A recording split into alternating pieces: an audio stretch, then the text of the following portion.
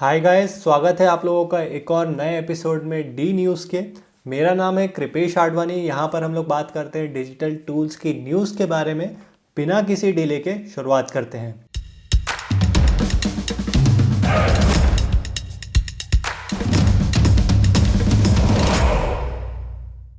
तो जो सबसे पहली इंपॉर्टेंट अपडेट आ रही है वो आ रही है लास्ट पास से। लास्ट पास एक पासवर्ड मैनेजर है जो कि फ्री के लिए काफ़ी फेमस था। अब यहाँ पर उसमें फ्री में कुछ रेस्ट्रिक्शंस आ गए हैं। अब यहाँ तो सिर्फ आप लोग उसको अपने पीसी या डेस्कटॉप में यूज़ कर सकते हो, या फिर आप लोग उसको सिर्फ अपने मोबाइल डिवाइसेस में यूज़ कर सकते हो।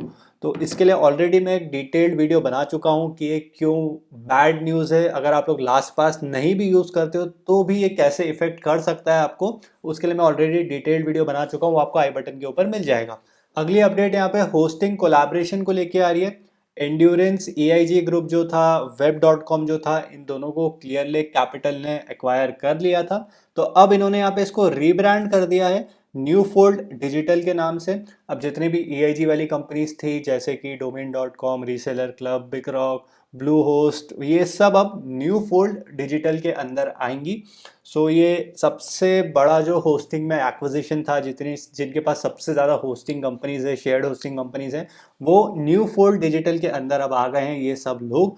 और अब आगे इसका फ्यूचर क्या होगा, कैसा रहेगा, ब्लू होस्ट का, बिग रॉक का, रीसेलर क्लब का क्या रहेगा इनका फ्यूचर, ये बताना बहुत मुश्किल है एट प्रेजेंट, क्योंकि अभी तक तो कुछ खास था नहीं। लेकिन अब इस एक्विजिशन के बाद क्या इंप्रूवमेंट होंगे या जो वो थी वो भी डिक्लाइन पे आ जाएगा, ये चीज़ देखने वाली रहेगी। एट प्रेजेंट तो मैं यही रिकमेंड करूंगा कि ये सारी कंपनी से आप लोग दूर रहें, कुछ एक्सेप्शंस को छोड़ के।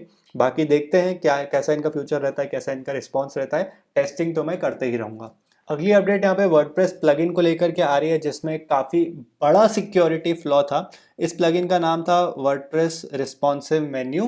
तो अगर आप लोग रिस्पॉन्सिव मेन्यू वाला प्लगइन यूज़ कर रहे हैं जिसके अराउंड 1 लाख से ऊपर एक्टिव यूजर्स हैं, अगर आप लोग यूज़ कर रहे हो तो इसको अपडेट कर लीजिएगा 4.04 पे। और अगर आपको लगता है कि इस प्लगइन की वजह से कुछ प्रॉब्लम आई है तो अपनी वेबसाइट को जितनी जल्दी हो सके उसको रिस्टोर कर लीजिएगा और इस प्लगइन को अपडेट कर लीजिएगा। अगली अपडेट यहाँ पे अमेजॉन फ्लिपकार्ट की तरफ से आ रही है। ये लोग आरबीआई के पास गए हैं ये कहने के लिए कि आप लोग हमें परमिशन दे दीजिए कार्ड सेव करने के लिए। अभी एक नया रूल आ रहा है जो कि जुलाई से लागू हो जाएगा, जिसमें अमेजॉन, नेटफ्लिक्स, फ्लिपकार्ट, ये सब लोग कार्ड सेव नहीं कर सकते। अगर आपको याद हो तो जस्ट पे का यहाँ पे काफ़ी बड़ा लीक हुआ था रिसेंटली, जो कि पेमेंट प्रोसेसर है अमेजॉन का। क्या लीक हुआ था कि आपको याद है? Do let me in the comment section below. तो यहाँ पे जितने भी ई कॉमर्स कंपनीज है वो आरबीआई के पास गए हैं कि हम लोग बड़े मर्चेंट्स हैं, हमें परमिशन दे दीजिए आप लोग कार्ड सेव करने के लिए। भले बाकी मर्चेंट्स को मत दीजिए लेकिन हमें तो दे दीजिए। इससे कस्टमर को ज़्यादा यहाँ पे कन्वीनियंस हो जाता है कि वो लोग सीधे चेकआउट कर सकते हो, ना बार बार अपने कार्ड की डिटेल्स एंटर करने की ज़रूरत नहीं है, जो कि मैं एग्री करता हूँ। और साथ में अगर चला भी गया तो भी मुझे कुछ मेजर प्रॉब्लम नहीं होगी, क्योंकि मैं पासवर्ड मैनेजर्स का यूज़ करता हूँ। मेरे कार्ड की डिटेल्स पासवर्ड मैनेजर में यूजुअली सेव रहती है और मैं कार्ड्स को हमेशा सेव नहीं करके रखता हूँ अपने अमेजॉन या फिर किसी और वेबसाइट के ऊपर। तो अब देखते हैं इसका क्या रेजोल्यूशन निकल के आता है। डू लेट मी नो कि आपको क्या लगता है, क्या इन सबको कार्ड सेव करने चाहिए, क्या आपको एक कन्वीनियंस फैक्टर लगता है कि नहीं लगता है। और यहाँ पे एक और इम्पॉर्टेंट पॉइंट ये भी है कि अब जितने इनके खुद के पेमेंट गेटवेज हैं, जैसे अमेजॉन पे हो गया, तो इनका जितना खुद का प्रीपेड क्रेडिट ये लोग कस्टमर से लेते हैं, ये इस पे ज़्यादा फोकस कर सकते हैं आने वाले टाइम पे अगर इनको कार्ड सेव करने नहीं दिया गया तो। अगली अपडेट यहाँ पे डिज्नी प्लस की तरफ से आ रही है। डिज्नी प्लस जो कि अभी सिंगापुर में लॉन्च होने वाला है, उसने ये कहा है कि सिंगापुर के लोग वीपीएन का यूज़ करके डिज्नी प्लस को एक्सेस नहीं कर सकते हैं। मान लो सिंगापुर में कोई उसको हॉटस्टार का सब्सक्रिप्शन चाहिए इंडिया में, तो वीपीएन का वो लोग यूज़ करके इसको एक्सेस नहीं कर सकते। हालांकि वीपीएन का यूज़ हो रहा है अभी। हॉटस्टार को भी आप लोग एक्सेस कर सकते हो। Express VPN is one of those जिसके थ्रू आप लोग एक्सेस कर सकते हो, मैचेस देख सकते हो, डिज्नी प्लस को एक्सेस कर सकते हो। लेकिन डिज्नी प्लस ये बोल रहा है कि ये इसको ब्लॉक करने वाला है बहुत ही जल्दी।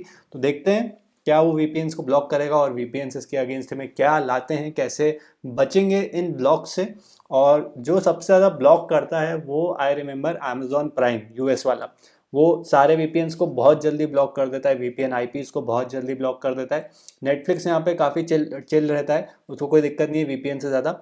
हॉटस्टार में होते हैं लेकिन उतने नहीं होते हैं जितने अमेजॉन प्राइम पे होते हैं। अगली अपडेट यहाँ पर आ रही है किया मोटर्स की तरफ से, जो कि एक काफ़ी बड़ी ब्रांड है ऑटोमोबाइल सेक्टर में। यहाँ पर इनके सिस्टम में वायरस आ गया था, रैंसमवेयर आ गया था एज पर ब्लीपिंग कंप्यूटर, और इसकी वजह से आउटेजेस फेस करने को मिली है इनके सर्वर पे, इनके सर्विस सेंटर पे। इनके जितने कस्टमर्स को काफ़ी प्रॉब्लम फेस करने को यहाँ पे पड़ी है, खासकर कि यूएस में। इंडिया में फिलहाल यहाँ पे ज़्यादा प्रॉब्लम फेस करने को नहीं मिली है। क्या आपके पास किया मोटर्स की कोई कार है? क्या आपने कोई प्रॉब्लम फेस करी है पिछले कुछ दिनों में? कार से रिलेटेड नहीं, इनके सर्विस से या फिर इनके आईटी सेक्टर से रिलेटेड। कार से रिलेटेड तो मेरे फ्रेंड के पास रिसेंटली उसने परचेज करी थी, और ज़्यादातर उसकी कार सर्विस सेंटर पर ही रहती है।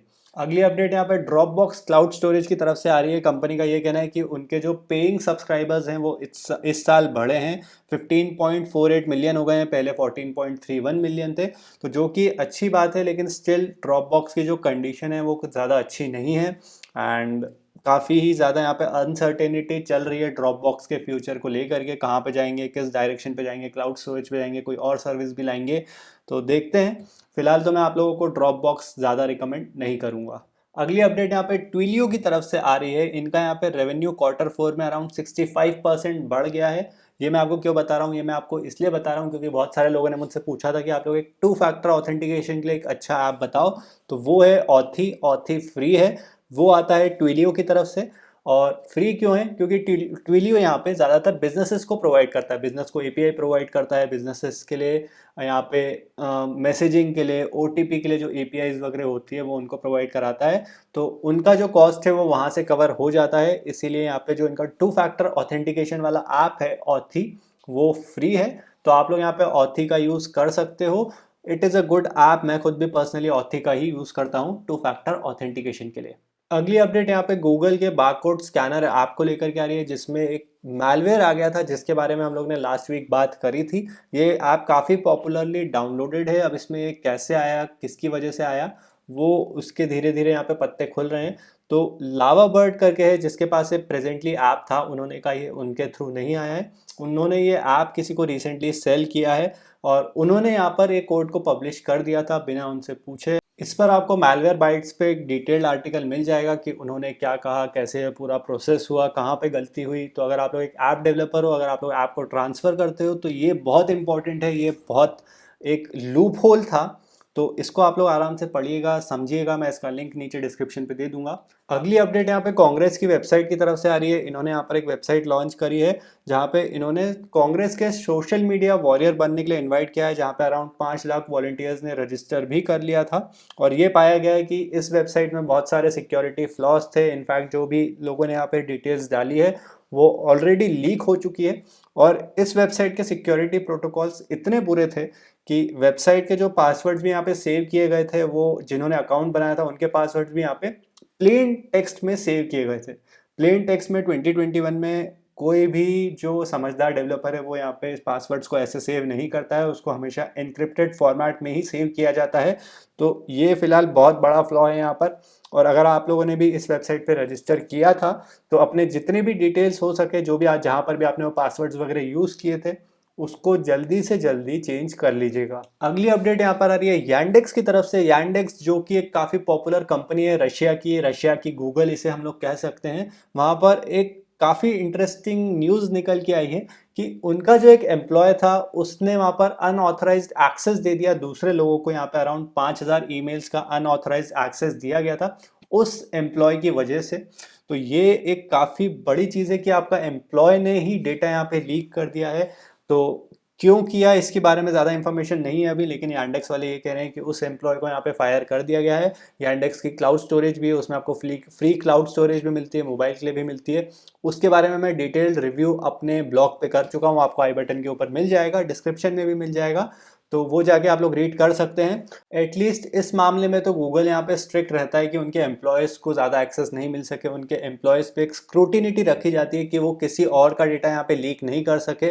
तो अगली अपडेट यहाँ पर आ रही है पी क्लाउड की तरफ से। पी क्लाउड जो कि काफ़ी पॉपुलर क्लाउड स्टोरेज है, जिसको मैंने भी रिकमेंड किया है। उन्होंने यहाँ पे रिसेंटली पब्लिश किया है कि उनकी, अगर आप लोग चाहते हैं कि वहाँ से आपका डेटा हट जाए, तो वो जल्दी से जल्दी उस रिक्वेस्ट को यहाँ पे पूरा कर देते हैं। अराउंड 3 डेज़ में वो पूरी रिक्वेस्ट को यहाँ पे कंप्लीट कर देते हैं। और आप लोगों का डेटा भी क्लीन कर देते हैं। तो ज़्यादा कुछ इंपॉर्टेंट अपडेट नहीं है, बस यहाँ पर पी क्लाउड ये बताना चाहता है कि वो प्राइवेसी को यहाँ पे सीरियसली लेते हैं, जो कि एक अच्छी बात है। पी क्लाउड अच्छी क्लाउड स्टोरेज है और रेगुलरली वो अगर ऐसी चीज़ें पब्लिश करते हैं, अपने प्राइवेसी के बारे में खुद आकर के बताते हैं, तो इट फील्स गुड। अब अगर इस हफ्ते के कुछ डील्स के बारे में बात करूं तो यहाँ पर IP वैनिश VPN के ऊपर आपको डील देखने को मिल रही है। अराउंड अप टू $65 का यहाँ पे ऑफ मिल रहा है, ये 1 मार्च तक रहेगा। और जो अगली डील आ रही है वो आ रही है रीसेलर क्लब की तरफ से। हालांकि I am not a huge fan of this, लेकिन ये लोग अच्छी प्राइस पे फिलहाल दे रहे हैं। यहाँ पे अराउंड 60% आपको ऑफ देखने को मिल रहा है। इनके यहाँ पे 15 साल पूरे हो गए हैं, तो उस खुशी में यहाँ पर ये लोग डिस्काउंट दे रहे हैं। So that's all for this one. अगर आपको ये वीडियो अच्छा लगा तो उसको थम्स अप दे दीजिएगा, चैनल को सब्सक्राइब कर लीजिएगा और इंटरेस्टिंग न्यूज़ और रिव्यू वीडियोस के लिए। And I will see you guys in the next one. Good bye.